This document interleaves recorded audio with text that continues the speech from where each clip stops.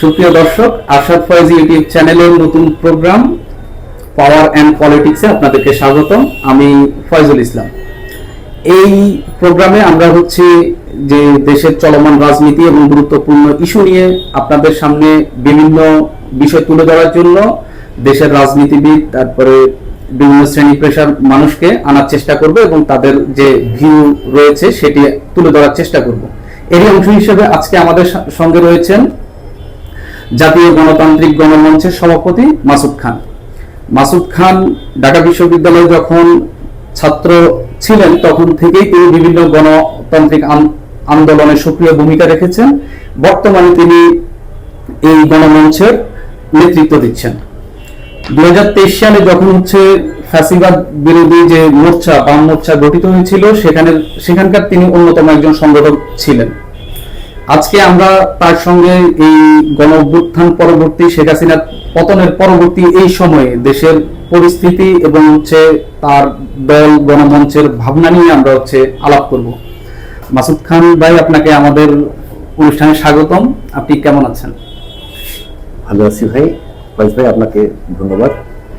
এই আয়োজনের মধ্য দিয়ে আমরা আমাদের ভাবনাগুলো তুলে ধরার সুযোগ যে পেলাম, এই জন্য। মাসুদ ভাই, শুরুতে আপনার কাছে প্রশ্ন যে এই যে একটি গণ অভ্যুত্থান হলো, যেখানে আপনি যে প্রায় হাজারের বেশি মানুষ প্রাণ দিয়েছে, এই গণ অভ্যুত্থানের যে একটা ধরেন ম্যান্ডেট নিয়ে এই অভ্যুত্থানটা হলো, এই বিপ্লব শেখ হাসিনা সরকারের দীর্ঘ একটি অপশাসনের যে পরে একটি বিপ্লব আমরা দেখলাম, এখানে তো একটা উদ্দেশ্য বা একটা তাদের একটা ম্যান্ডেট ছিল। আপনি কি মনে করছেন এই বিপ্লবের পরে এই গত 3 মাসে এটি কি যারা বিপ্লব করেছে বা আন্দোলন করেছে তাদের হাত থেকে কি বেহাত হয়ে গেল কিনা, এরকম কি মনে হয় আপনার কাছে? এখানে আপনাকে ছোট করে একটু বলে নিয়ে যে যেমনটা আমরা 69 এবং 90 এর আন্দোলনে একইভাবে দেখেছি, যারা আন্দোলনের মূল ভূমিকা ছিল তাদের কাছে পরবর্তীতে এটার কর্তৃত্ব বা তারা এর নেতৃত্বে ছিলেন না। ধন্যবাদ। প্রথমে একটু কথা দিয়ে শুরু করা দরকার যে একটা জনগণের দৃঢ় সাহসী এক বীরত্বপূর্ণ সংগ্রাম, একটা একরোখা সংগ্রাম যে জনগণ এবার গড়ে তুললেন, এই সংগ্রামের মধ্য দিয়ে গণহত্যাকারী হাসিনার ফ্যাসিস্ট শাসনের পতন হলো।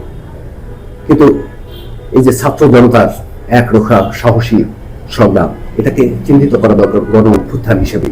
কেননা আমরা যদি অভ্যুত্থান এবং বিপ্লবের প্রশ্নের সাথে একটা অপরিচ্ছন্নতা তৈরি করি, সেটা আসলে জনগণের সংগ্রামে পরবর্তীতে ক্ষতিকর হয়ে উঠতে পারে।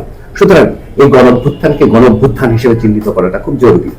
বিপ্লব সমাজ ব্যবস্থা বদলের একটা সংগ্রাম, যেটার মধ্যে দিয়ে গোটা সমাজের এক শ্রেণীর হাত থেকে আরেক শ্রেণী এবং উৎপাদন ব্যবস্থা, উৎপাদন সম্পর্ক, সমাজের উপরিকাঠামো, এর সামগ্রিক রূপান্তরকে বোঝায়। সুতরাং বিপ্লব বলে কেবলমাত্র একটা নির্দিষ্ট শ্রেণীর মধ্যে ক্ষমতার হস্তান্তরকে যদি আমরা চিহ্নিত করি, সেটার মধ্যে জনগণের ব্যাপক আত্মত্যাগের সংগ্রাম থাকা সত্ত্বেও, তাহলে আমরা ভুল করব। সুতরাং এই যে ব্যাপক ছাত্র জনতার 24-এর গণ অভ্যুত্থান, জুলাই গণ অভ্যুত্থান, এই গণ অভ্যুত্থানকে গণ অভ্যুত্থান হিসেবে চিহ্নিত করে আমরা এবার দেখতে চাই এর যে ফল আসলে শেষ জনগণের হাতে কতটা কেন্দ্রীভূত হতে পারলো। হ্যাঁ, আপনার প্রশ্ন 69-90 এর মতো এবারও বেহাত হলো কিনা। আমরা যদি 69-এর অভ্যুত্থানের দিকে দেখি, 69-এর গণ অভ্যুত্থান সেই সংগ্রামের মধ্যে যার ভিত্তি ছিল 11 দফা। এই 11 দফার যদি সারনির্যাস করি, তাহলে তার দুটি প্রধান দিক, একটা স্বায়ত্ত শাসনের সংগ্রাম, অন্যদিকে আইয়ুবশাহীর যে স্বৈরাচারী ব্যবস্থা এবং শাসন, তার পতনের সংগ্রাম, গণতন্ত্রের সংগ্রাম। স্বায়ত্ত শাসনের সংগ্রাম বা জাতীয় মুক্তির দিক, অন্যদিকে স্বৈরতন্ত্র অবসানের সংগ্রাম অর্থাৎ গণতন্ত্রের দিক। একই রকম ভাবে 90-এ আমরা দেখছি যে স্বৈরাচার বিরোধী আন্দোলন, সেটা পরিষ্কারভাবে গণতন্ত্রের সংগ্রাম। সেখানে জাতীয় স্বাধীনতা বা জাতীয় মুক্তির প্রশ্নটা অস্পষ্ট থাকলেও এবার 2024-এ কিন্তু তার অস্পষ্ট থাকে নাই। যেমন 69-এ পাকিস্তানি উপনিবেশিক শোষণ থেকে দেশের জনগণ লড়াই করেছিলেন যে এই শোষণ থেকে মুক্ত হয়ে তাদের নিজস্ব একটি স্বাধীন মুক্ত সমাজ তারা প্রতিষ্ঠা করতে সক্ষম হবেন। পাকিস্তান রাষ্ট্রের মধ্যে সেটা প্রথমে ছিল স্বায়ত্তশাসনের দাবি, কিন্তু সেটা যে মুক্তি সম্ভব নয় 71-এর যুদ্ধ তার প্রমাণ করছে। 71-এর যুদ্ধে প্রমাণিত হবার পর আমরা দেখলাম যে একটা গণতান্ত্রিক এবং শ্রমিক, কৃষক, খেটে খাওয়া সাধারণ মানুষের অধিকারের সমাজ আমরা এখানে পাবো। আমরা সেটা পাইনি, তার ধারাবাহিকতায় অব্যাহতভাবে লড়াই চালিয়ে যেতে হলো। তো 2024-এ এসেও আমরা যে লড়াই করলাম, সেই অভ্যুত্থান, এই 24-এর যে এই ছাত্র জনতার অভ্যুত্থান, এই অভ্যুত্থানের মধ্য দিয়ে আমরা কি বলতে পারি অভ্যুত্থানকারী শক্তি সমূহ তার হাতে ক্ষমতা পেল? আমরা একটু দেখতে চাই। অভ্যুত্থান প্রথমত আমরা এই আন্দোলন যখন শুরু হয় তার বেশ আগে থেকেই এখানে হাসিনা বা আওয়ামী স্বৈরতন্ত্রের বিরুদ্ধে, আওয়ামী ফ্যাসিবাদ, পরিষ্কারভাবে আওয়ামী ফ্যাসিবাদের বিরুদ্ধে জনগণের যে ক্ষোভ তা বিস্ফোরিত হবার অপেক্ষায় ছিল। যেন যে কোনো উপযুক্ত ইস্যু বা সংগ্রামের মুখ পেলেই তা যেন বারুদের মতো ফেটে বেরোতে চায়, এরকম একটা অবস্থা ছিল। এরকম প্রেক্ষিতে কোটার সংস্কার বা কোটার ইস্যুকে ধরে ছাত্র আন্দোলন যখন গড়ে উঠল, সেই আন্দোলনের উপরে যখন জুলুম চালানো হলো, ব্যাপক বেপরোয়া দমন চালানো হলো, তখন এখানে জনগণ এর পক্ষে এসে দাঁড়ালো। আমরা দেখলাম ছাত্র আন্দোলন এর শুধুমাত্র ছাত্রদের চাকরির জন্য যে প্রতিবন্ধকতা তা অপসারণের মধ্যে আটকে থাকলো না। এটা যখন এর উপর অন্যায় জুলুম চলছে, এই যে আগে থেকে ফ্যাসিবাদী দমন নিপীড়নের কবলে ফ্যাসিবাদ যে জগদ্দল পাথরের মতো চেপে বসা জনগণের উপরে, তার বিরুদ্ধে জনগণের ক্ষোভ যে কোনো সময় বিস্ফোরিত হতে চায়, তা এই আন্দোলনে অন্যায়ের বিপক্ষে ন্যায্য সংগ্রামের জায়গা থেকে একাত্ম হতে শুরু করে। এবং এই আন্দোলন যখন সামনে বেগবান হতে থাকে, তখন আওয়ামী ফ্যাসিবাদের কেন্দ্র শেখ হাসিনা একে আরো বেশি দমনের রাস্তায় অবলম্বন করে। এইরকম সময় যখন ছাত্র, শ্রমিক, হকার, বুটে, মজুর, রিক্সাওয়ালা, সাধারণ পেশাজীবী, দোকানদার সকলেই রাস্তায় নেমে আসেন, তারা জীবন দেন, তারা গুলি খান, চোখ হারান, পঙ্গুত্ব বরণ করেন, কিন্তু কোনোভাবেই দমে যান নাই। এই যে গণ উত্থান, এই গণ উত্থানের মুখে গণহত্যাকারী হাসিনার দেশ ছেড়ে পালাতে বাধ্য হয়, ভারতে গিয়ে আশ্রয় নেয়। এই যে তাহলে ভারত, এটা তো অপরিষ্কার কিছু নয়, প্রধানত ভারতের মদদে হাসিনার ফ্যাসিবাদ এখানে বলবৎ ছিল। সুতরাং আন্দোলনও সেই গতি ধারণ করে ভারতীয় সম্প্রসারণবাদের কবল থেকে জনগণ মুক্তি চান এবং অন্যদিকে ফ্যাসিবাদের বিলোপ চান। এবারও জনগণ যে ফ্যাসিবাদের বিলোপ চাইলেন এবং বিদেশি ভারতীয় সম্প্রসারণবাদ যা অন্য দিক থেকে বিদেশি শক্তির কবল থেকে যে মুক্তি চাইলেন, আন্দোলনের যদি নির্যাস চেতনার কথা বলি, তার দুটি দিক, জাতীয় মুক্তি এবং গণতন্ত্র। সেখানে আমরা শ্রমিক, ছাত্র, অভ্যুত্থানকারী জনগণের বিভিন্ন সেকশন, তাদের প্রতিনিধি এবং তাদের একটা শক্তির হাতে ক্ষমতাটা পাওয়াটা খুব যৌক্তিক ছিল, কিন্তু আমরা সেটা দেখলাম না।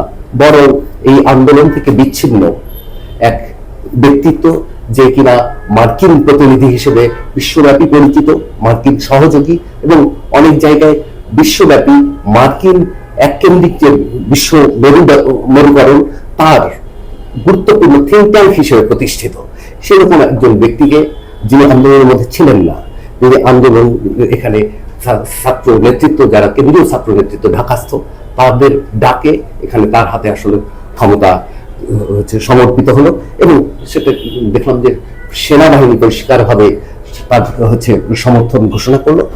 অর্থাৎ এইটাতে একদিক থেকে স্পষ্ট হয় যে এটা পরিষ্কারভাবে মার্কিন সেনা মদদে এবং যাদেরকে নিয়ে সরকার গঠন হলো, সিভিল এনজিও ব্যক্তিত্ব এবং পরিচিত এই সমাজে তৃতীয় শক্তি। অন্যদিকে আমরা দেখলাম এই সরকারের যে কর্মকাণ্ড তৎপরতা, তার মধ্যে যে ধর্মবাদী, ইসলামী ধর্মবাদী শক্তিসমূহের প্রতি পৃষ্ঠপোষকতা, এইগুলো মিলিয়ে এমন একটা সরকার যেটি হলো মার্কিন এবং সেনা মদদে তৃতীয় শক্তি এবং ধর্মবাদী শক্তির একটা অন্তর্বর্তী জোট সরকার। জনগণ একটা অভ্যুত্থানের মধ্য দিয়ে ফ্যাসিবাদ এবং জাতীয় মুক্তির জন্য লড়াই করলো, কিন্তু পেল একটা এরকম হচ্ছে অভ্যুত্থানকারী শক্তির হাতে নয়, বরং বিদেশি শক্তির সহযোগীদের হাতে ক্ষমতা, এদিক থেকে অবশ্যই বেহাত হলো। তার মানে আপনি বলতে চাচ্ছেন যে হচ্ছে ডক্টর মোহাম্মদ ইউনূসের নেতৃত্বাধীন যে হচ্ছে জোট মানে উপদেষ্টা সরকার হলো, এদেরকে ক্ষমতা দেওয়ার মাধ্যমেই বেহাত হয়ে গেল। এখানে তো আপনি যদি দেখেন যে হচ্ছে 3 জন ছাত্র উপদেষ্টাও ছিলেন, মানে যারা হচ্ছে আন্দোলনকারী হিসাবে হচ্ছে যাদেরকে হচ্ছে উপদেষ্টা পরিষদে নেওয়া হলো। সেক্ষেত্রে এই শুধু কি তারাও তো হচ্ছে আন্দোলনকারীরাও কিন্তু সরকারের পার্ট হলেন, সেই ক্ষেত্রে ইউনূসকে দিয়েই যে হচ্ছে তারা বেহাত করে ফেললেন, নাকি পরবর্তীতে তাদের আরো ভুল ছিল? আচ্ছা, এখানে আমি একটু ধারাবাহিকতা যদি মানে একটু তুলে ধরার চেষ্টা করি, তাহলে হয়তো আরেকটু স্পষ্ট করা সম্ভব হবে। আমরা দেখলাম এই যে স্বতঃস্ফূর্ত আন্দোলন, সেই আন্দোলন যখন সামনে এগিয়ে যাচ্ছে, যখন আন্দোলন ছড়িয়ে পড়তে শুরু করলো, এই আন্দোলনের সকল ফ্যাসিবাদ বিরোধী সংগঠন এবং সংগঠন বহির্ভূত ছাত্ররা ব্যাপকভাবে অংশগ্রহণ করলো, জনগণ নেমে আসলো, শ্রমিকরা জীবন দিল, রিক্সাওয়ালারা আন্দোলনে এসে জীবন দিল। এইরকম এক আন্দোলন যখন সামনে এগিয়ে যাচ্ছে, এক পর্যায়ে যখন এটা আরো তীব্র হচ্ছে, এটাকে ক্ষমতার মসনদকে ফেলে দেওয়ার মুখোমুখি হচ্ছে, সেরকম সময় আমরা দেখলাম যে এই বৈষম্য বিরোধী ছাত্র আন্দোলনে যে শীর্ষ নেতৃত্ব, তারা যে আন্দোলনকে যে পদক্ষেপ ইত্যাদি নির্ধারণ করতেছে, সেখানে বেশ কিছু বুদ্ধিজীবীদের উপস্থিতি, তারাও নানাভাবে পরামর্শ দেওয়া বা এর গতি নির্ধারণের ক্ষেত্রে ভূমিকা রাখছেন, সেটাও স্পষ্ট হল।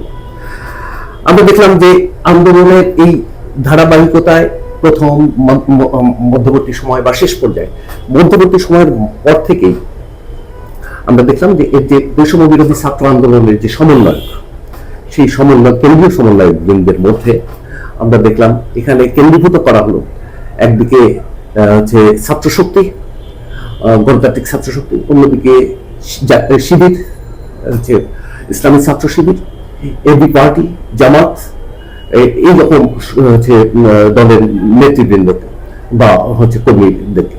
এবং এখানে সচেতনভাবে বাধা দেওয়া হলো বামপন্থী যত নেতা কর্মী আছে, বিভিন্ন জায়গায় জায়গায় ছাত্র আন্দোলনের যত সংগঠক এবং নেতা কর্মীরা আছে, তাদেরকে আসলে কেন্দ্রীয় যে সমন্বয়, সেই নেতৃত্ব সংস্থায় আসলে বাধা দিয়ে এটাকে নিরঙ্কুশ করে তোলা হলো।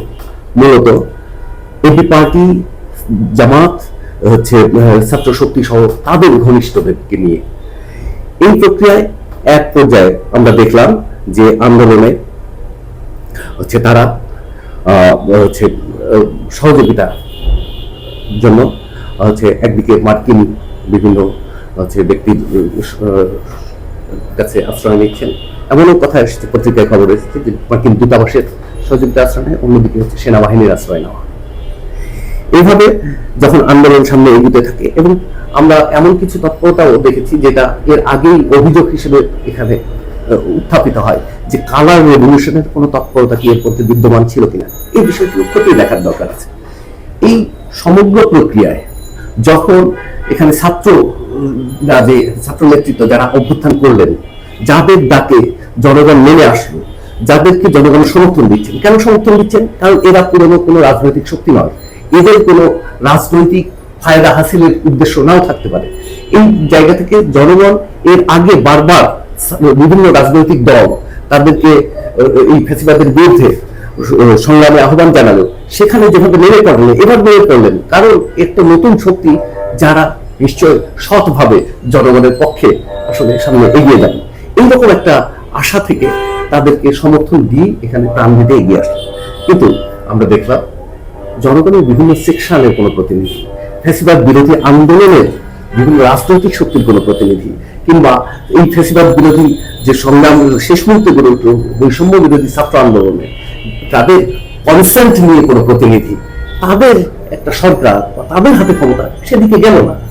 সুতরাং এই দিক থেকে এই যে ইউনূসের নেতৃত্বে সিভিল, তৃতীয় শক্তি এবং ধর্মবাদী শক্তি সমূহের জোট হিসেবে যে সরকারকে আমরা অন্তর্বর্তী সরকারকে দেখছি, এটা এখানে ছাত্র শক্তির কয়েকজন প্রতিনিধি থাকলেও সেটা বৈষম্য বিরোধী ছাত্র আন্দোলন বা আন্দোলনকারী সংস্থার ছাত্র প্রতিনিধি হিসেবে কতটা আসলে তাদেরকে চিহ্নিত করা যায়, সেটা এই প্রশ্ন থেকেই যায়। তার মানে এই যে আন্দোলনের ফল ভোগ করার যে একটা ব্যর্থতা, বা ধরেন যে আন্দোলনটা, এই যে আপনি বললেন যে দেশের মানুষ হচ্ছে একটা নতুন শক্তি দেখতে পেল, যে হচ্ছে যে এ তো বিএনপি না, এ তো আওয়ামী লীগ না, এ তো জামাত না, এ তো নতুন একটা ছাত্র যারা হচ্ছে আমাদেরকে মুক্তি দিতে পারে, অন্তত এই ফ্যাসিজম থেকে মুক্তি দিতে পারে। সেই মুক্তির জন্য যে মানুষ গুলির সামনে বুক পেতে দিল, এবং অবশ্যই তো তাদের একটা উদ্দেশ্য ছিল। আমরা দেখলাম আপনার কথা স্পষ্ট যে এই আন্দোলনের যে একটা লক্ষ্য ছিল সেটা বেহাত হয়ে গেছে। আপনি বলছেন যে হচ্ছে মার্কিন যে মদত সেটাও থাকতে পারে, বা হচ্ছে বিভিন্ন স্থানে এটার আলাপ রয়েছে। সেই জায়গা থেকে এই যে বেহাত হয়ে যাওয়া বা তৃতীয় শক্তি ঢুকে যাওয়া, এর ক্ষেত্রে ব্যর্থতাটা কার? ছাত্রদের, নাকি কোনো নির্দিষ্ট রাজনৈতিক দলের, নাকি ইউনূসের নেতৃত্বাধীন উপদেষ্টা সরকারের?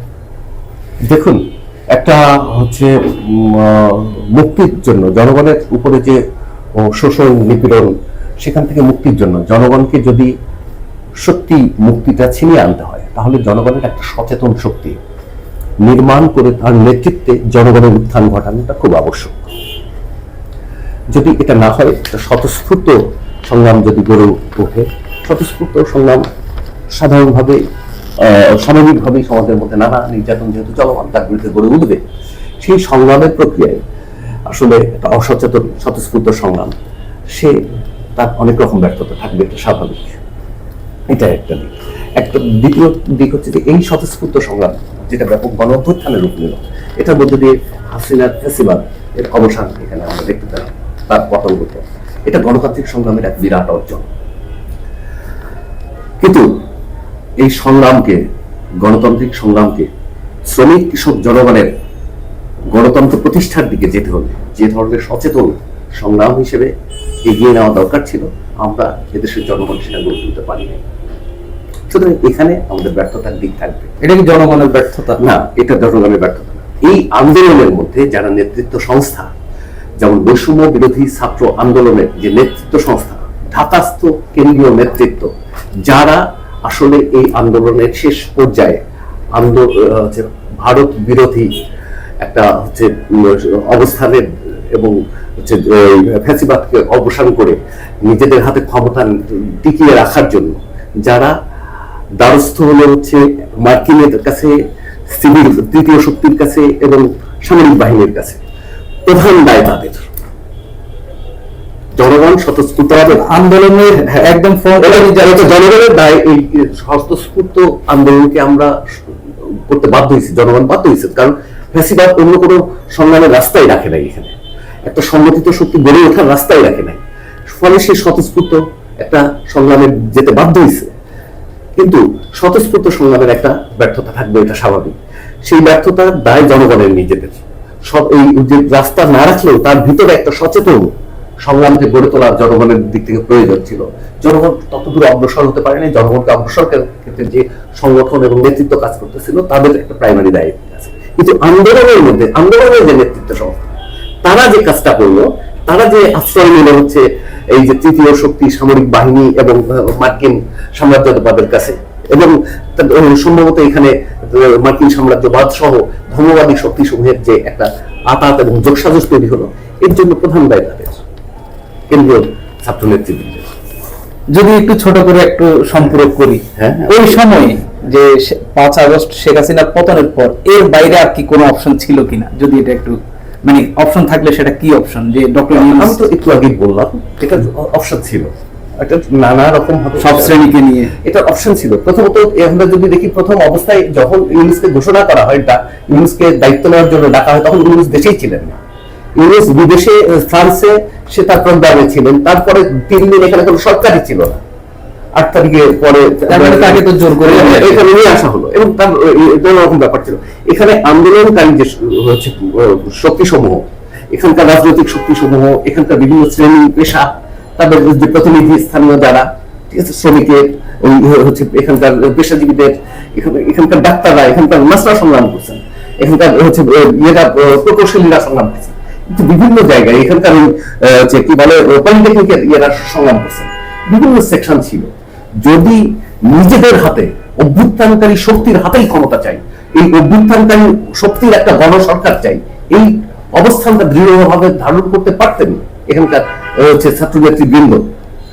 তাদের মধ্যে সেই স্পিরিটটা থাকতো যে না, যেভাবে ৭১ আমরা বেহাত হয়েছে, আমরা পাকিস্তানকে তাড়িয়ে ভারতের হাত কোলে আশ্রয় নিয়ে যখন যুদ্ধ করেছি, আমরা স্বাধীনতা পাইনি, একটা নতুন রূপে পরাধীনতার মধ্যে আবদ্ধ হয়েছি। এবারও বিদেশিদের কাছে গেলে একই রকম ভাবে আমরা ফ্যাসিবাদের শেষ পর্যন্ত অবসান হবে না, বিদেশি নিয়ন্ত্রণের কবল থেকে মুক্ত হতে পারবো না। এই স্পিরিটটা যদি তাদের মধ্যে থাকতো, তাহলে অভ্যুত্থানকারী শক্তি সমেতই একটা সুন্দর অন্তর্বর্তী সরকার গঠন করা সম্ভব ছিল, সুন্দর অল্টারনেটিভ এখানে ছিল। আপনারা তো দীর্ঘদিন হচ্ছে ডক্টর ইউনূসের যে ক্ষুদ্র ঋণের যে ব্যবস্থাটা দেশে রয়েছে, এটার বিরোধিতা করে আসছিলেন। তিনি এখন অন্তর্বর্তীকালীন সরকারের প্রধান।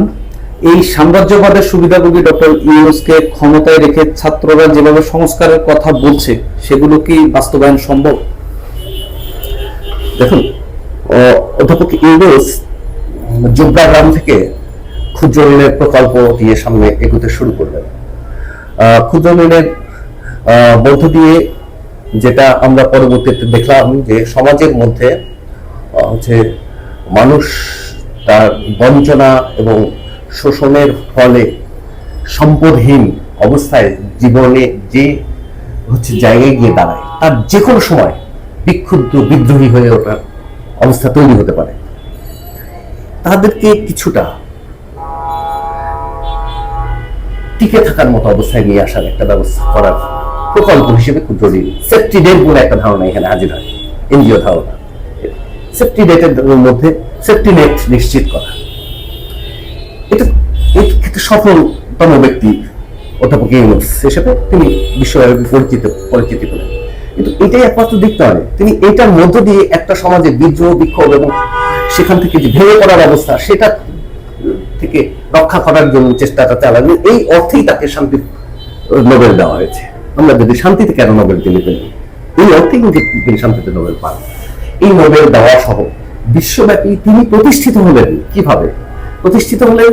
যে মার্কিন সাম্রাজ্যবাদী ব্যবস্থা, বিশ্বব্যাপী যে পুঁজি বিনিয়োগ এবং সারা দুনিয়া থেকে মুনাফা কেন্দ্রীভূত করে আসলে একটা মুনাফা কেন্দ্রিক ব্যবস্থা টিকে আছে, সেই ব্যবস্থার রক্ষায় থিঙ্ক ট্যাঙ্কদের সম্ভবত প্রথম 5 জনের একজন, এরকম একজন ব্যক্তিত্ব অধ্যাপক ইউনূস। এরকম একজন ব্যক্তিত্ব, এবং তিনি দীর্ঘ সময় যাবৎ আসলে হচ্ছে তার ইমেজ এবং তার হচ্ছে মানে প্রোফাইল তৈরি করা হয়েছে।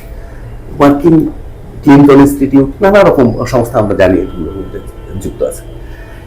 এইরকম একজন ব্যক্তি যখন একটা অভ্যুত্থানের মধ্যে অভ্যুত্থানকারী শক্তির ক্ষমতা প্রয়োজন, সেই ক্ষমতা টেক করতে যাচ্ছেন, সেটা আমরা একটু লক্ষ্য করি, দেখবো যে একই রকম কিন্তু কিছুটা অন্য চেহারার একটা প্রেক্ষিত তৈরি হয়। কিন্তু হচ্ছে আফগানিস্তানে, সেখানে ইম্পোজ করা হয় হামিদ কারজাইকে মার্কিন প্রতিনিধি হিসেবে ইম্পোজ করা হয়। সেখানকার ক্ষোভ বিক্ষোভকে কন্টেইন করে সেখানে মার্কিনীদের পক্ষে ওখানকার ব্যবস্থাগুলোকে পুনর্গঠন করার জন্য আমরা দেখলাম এবার যেন কিছুটা সেরকম হলো, অর্থাৎ বাংলার কারজাই হিসেবে আবির্ভূত হবে এরকম একজন লোক।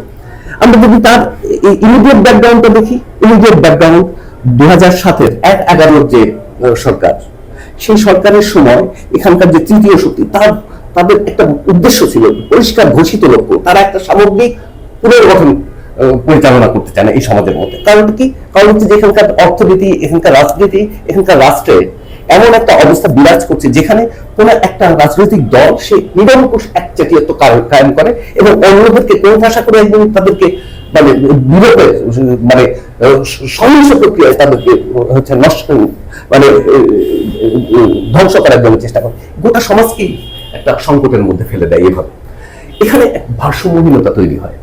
এই ভারসাম্যহীনতা তৈরি করে যাতে সকল এই যে স্টেক হোল্ডার, অর্থাৎ এখানকার বড় যারা হচ্ছে সম্পদ মালিক, তারা এই সমাজের স্টেক হোল্ডার বিভিন্ন পক্ষের, তাদের মধ্যে একটা ভারসাম্যপূর্ণ একটা পরিস্থিতি, রাষ্ট্রীয় রাজনৈতিক এবং অর্থনৈতিক পরিস্থিতি এখানে তৈরি করতে, যাকে তারা নাম দিয়েছিলেন সংস্কার কর্মসূচি। সেই সংস্কার কর্মসূচি রাজনৈতিক সংস্কারটা কি ছিল? -2। অর্থনৈতিক দিকে ছিল কি দুর্নীতি বিরোধী, এবং সাংবিধানিক সংস্কার কি ছিল 70 এবং 90। এই অর্থাৎ এই একচেটিয়াকরণের ব্যাপার বা সুযোগগুলো যেখানে আছে সেগুলো আসলে বন্ধ করা। এটা করতে গিয়েই সেখানে কিংস পার্টি গড়ে তোলার উদ্যোগ নেওয়া হয়। ইউনুসের নেতৃত্বে নাগরিক শক্তি নামে সেই উদ্যোগ ফেল করে।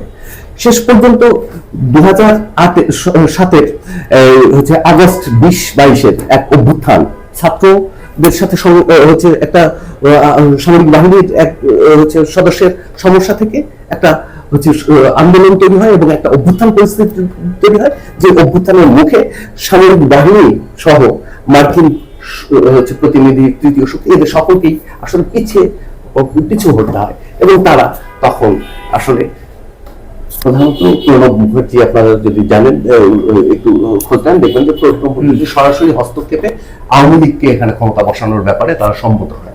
এবং ভারতীয় হস্তক্ষেপে সরাসরি এখানে যেমন ব্যবস্থার মধ্যে এই সংস্কার বা পুনর্গঠন দরকার, সেই ব্যাপারে একটা সমঝোতা তৈরি হয় এবং আওয়ামী লীগের নেতৃত্বে একটা কর্তৃত্ববাদী শাসনের অধীনেই তারা এখানকার যে অর্থনৈতিক ব্যবস্থার মধ্যে যে সংকট, অবকাঠামো আটকে যাচ্ছে এবং বিনিয়োগ সহ বড় আকারে পুঁজি সামনে বিকাশের রাস্তা পাচ্ছে না, সেটার সমস্যার সমাধান করবে। সেখান থেকে আওয়ামী লীগ এবং আওয়ামী ফ্যাসিজম এখানে এগিয়ে আসে।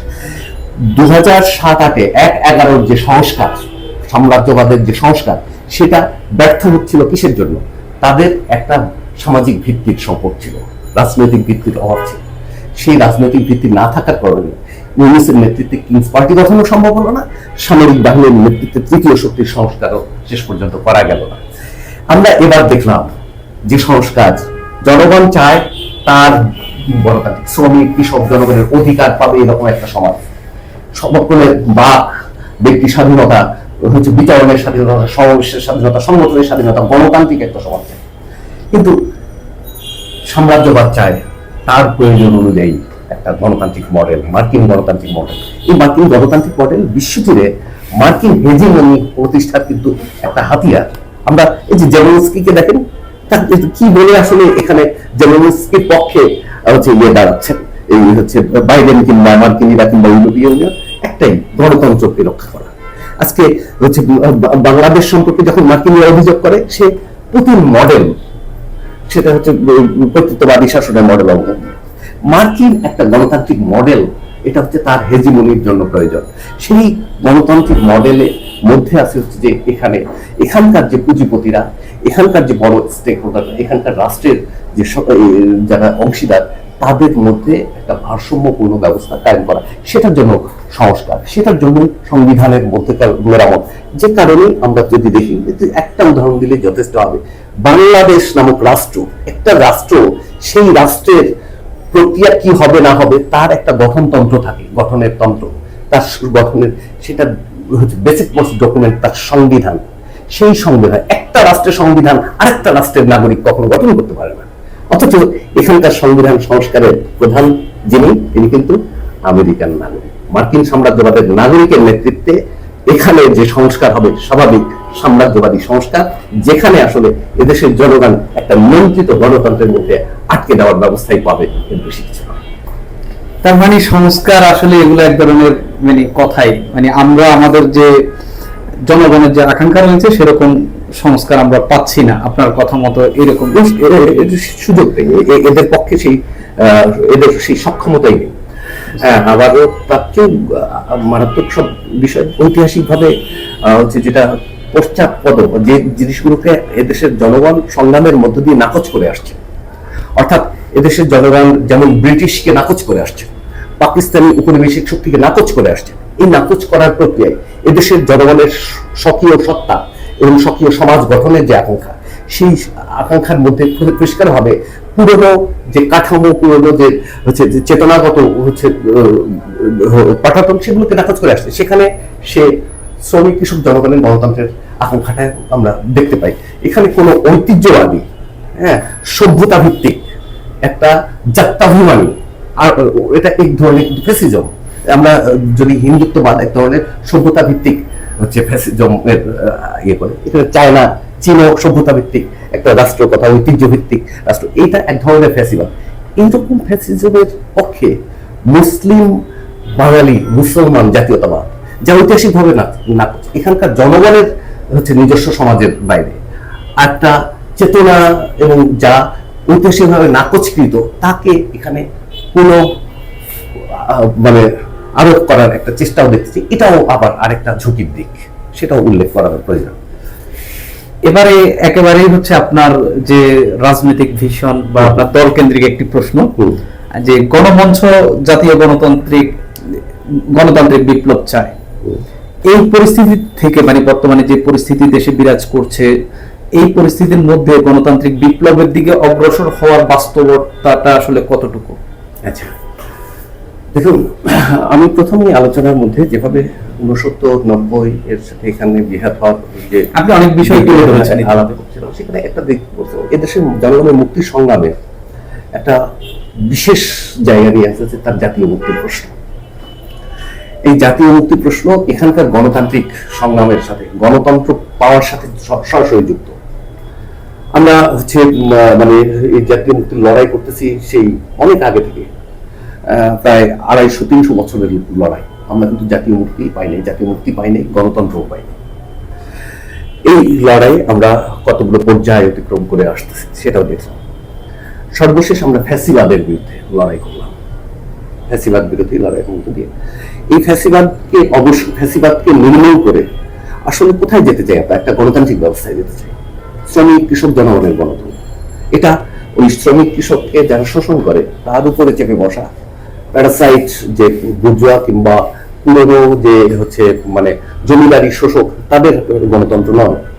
আমরা জনগণের গণতন্ত্রটাই চাই, এটাই এই দেশের জনগণের প্রয়োজন, জনগণও তাই চায়, মানে তার প্রয়োজনের জায়গা থেকে।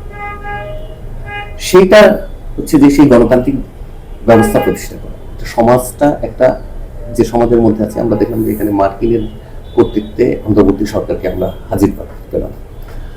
আমরা এখানে হচ্ছে ফ্যাসিবাদকে হচ্ছে জেগে বসতে দেখলাম। আমরা তার আগে নানা ফর্মের স্বৈরতন্ত্র, সংসদীয় স্বৈরতন্ত্র, সামরিক স্বৈরতন্ত্র এসব দেখে এসেছি।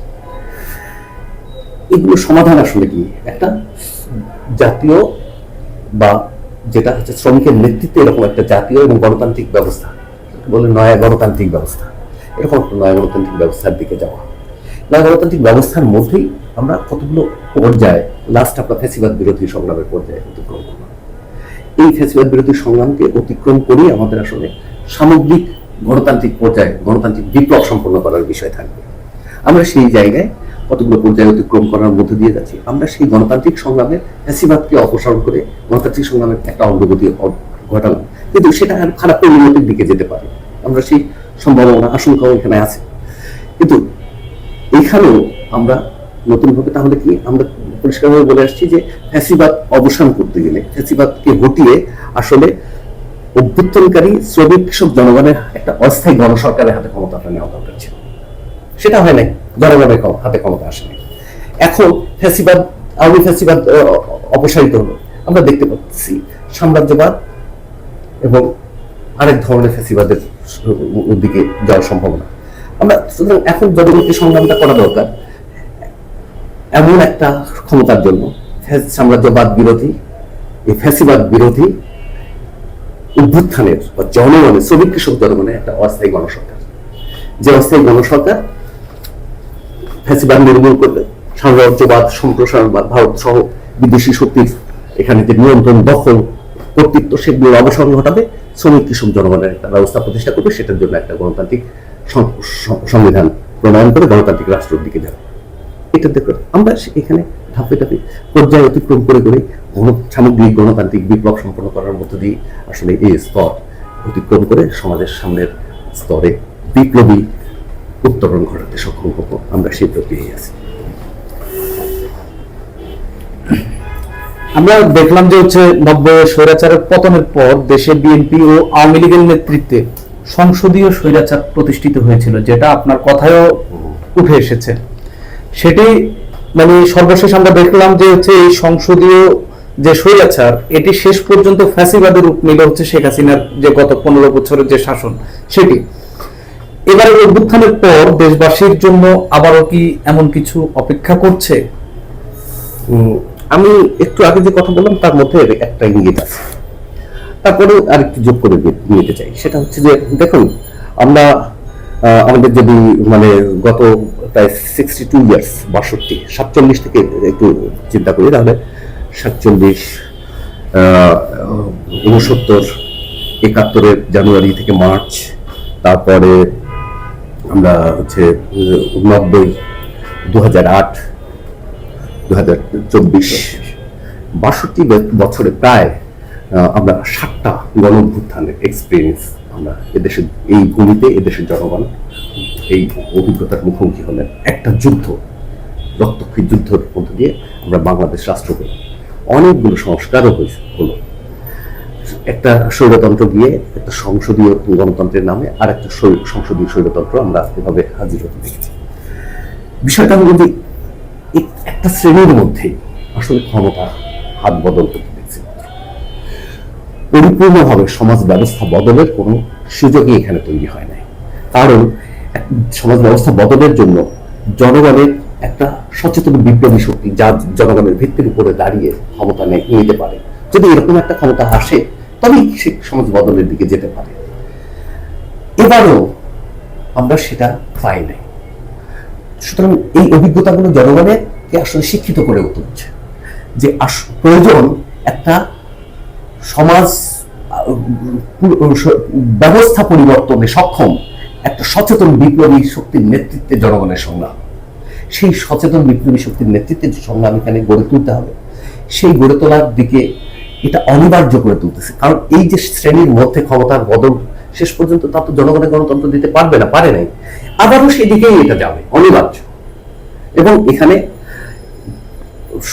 হচ্ছে যে সাম্রাজ্যবাদী সংস্কার, সাম্রাজ্যবাদী তারপরে কিছুটা ধর্মবাদী সংস্কারের মধ্য দিয়ে এখানে স্বৈরতন্ত্র এবং হচ্ছে ফ্যাসিবাদী আসলে পুনরাবর্তিত হবে মাত্র। একটা বিপ্লবী শক্তির নেতৃত্বে জনগণের উত্থানকে পাকিয়ে তুলবে, অনিবার্য করে তুলবে। সেটার মধ্য দিয়ে এক পর্যায়ে জনগণ এটা প্রকৃত বিদায় নিশ্চিত করতে সক্ষম হবে।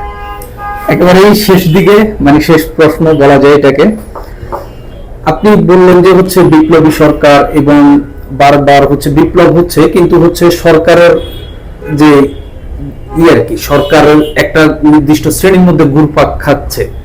এর মধ্যে এখনো বাম রাজনৈতিক যে দলগুলো রয়েছে তাদের মধ্যে বিপ্লবের আকাঙ্ক্ষাটা এখনো তীব্র, মানে যে ধরনের এক ধরনের শ্রেণী বৈষম্যহীন যে সরকার চাচ্ছে সেটার আকাঙ্ক্ষাটা তীব্র। এত তীব্র আকাঙ্ক্ষার মধ্যেও দেখা যাচ্ছে যে বাংলাদেশে যে বাম দলগুলোর জনপ্রিয়তা কমছে। এই বাম দলগুলো কিভাবে তাদের রাজনীতিটা হচ্ছে প্রাসঙ্গিক করে তুলতে পারে বলে মনে করেন? আসলে বিপ্লবের আকাঙ্ক্ষা তীব্র, এটা বলা যায় কিনা এটা একটা প্রশ্ন থাকে। তারপরে এটা বাম দলগুলোর মধ্যে, তারপরে হচ্ছে জনগণ যে সংগ্রামগুলো করে আসলেন এখন পর্যন্ত সে আসলে মৌলিকভাবে বিপ্লব করতে পারে না, আমরা পারিনি।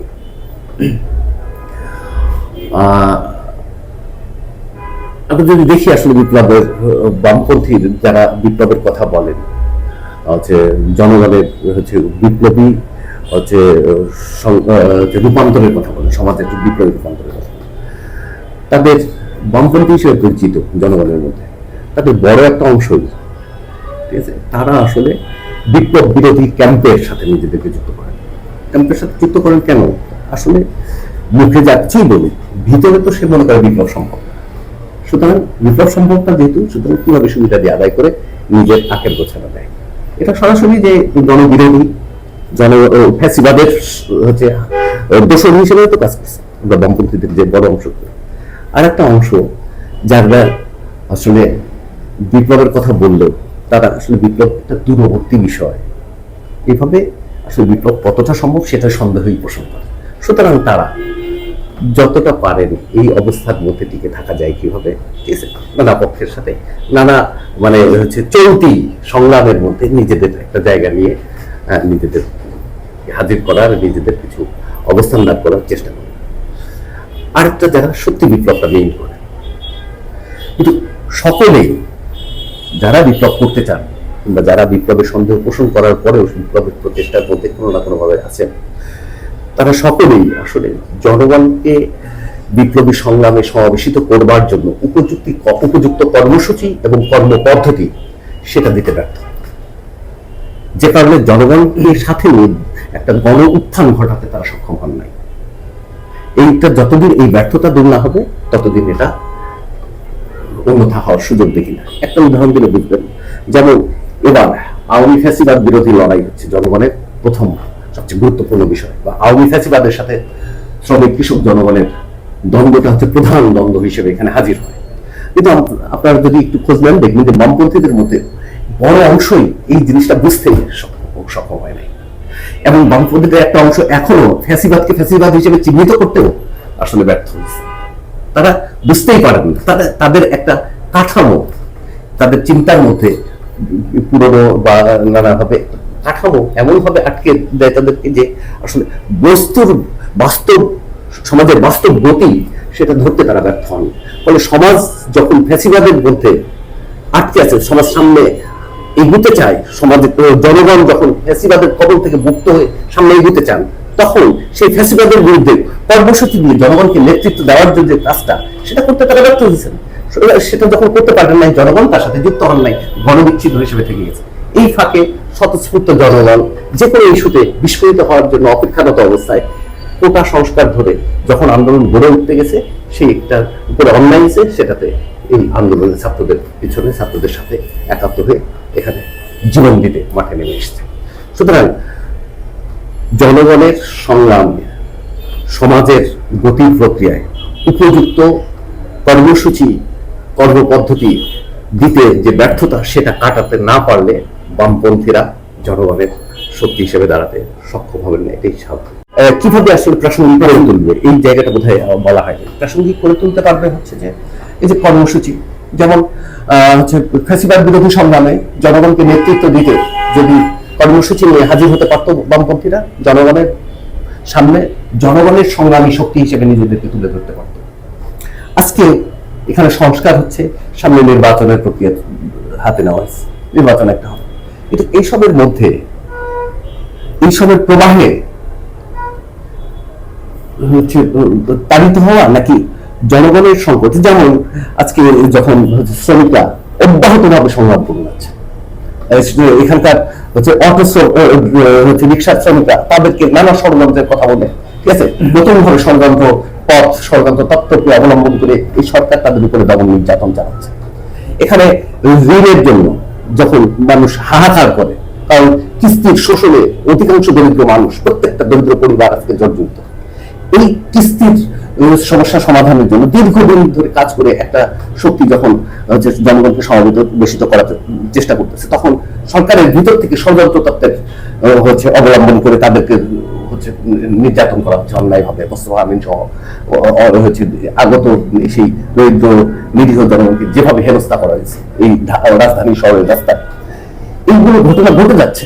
কিন্তু এইসব ঘটনায় বামপন্থীরা জনগণের সংগ্রামকে সামনে থেকে নেতৃত্ব দেবেন কিনা, সেইটা হচ্ছে নির্ধারক বিষয়।